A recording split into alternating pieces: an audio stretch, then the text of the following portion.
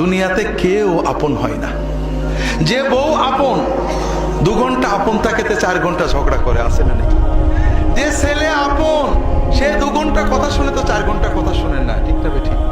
যে ভাই আপন সে ভাই 2 ঘন্টা আপন আর 2 ঘন্টা পর।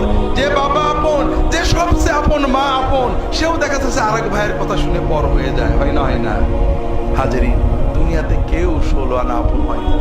আমাদের এই জীবনটা পরকে আপন করার, মানুষকে খুশি করার জন্য একটা সংগ্রাম।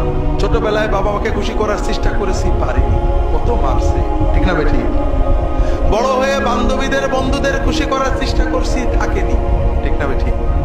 বিয়ে করে বউকে স্বামীকে খুশি করার চেষ্টা করেছি, 16 আনা কখনোই হয়নি, ঠিক না বেঠি? কর্মক্ষেত্রে, জীবনে, সব জায়গায় আমরা 12 আনা ব্যর্থ, যদি 4 আনা সফল হইও, ঠিক না বেঠি? একজনই আছেন যাকে আপন করলে তিনি কখনো পর হন না, কে?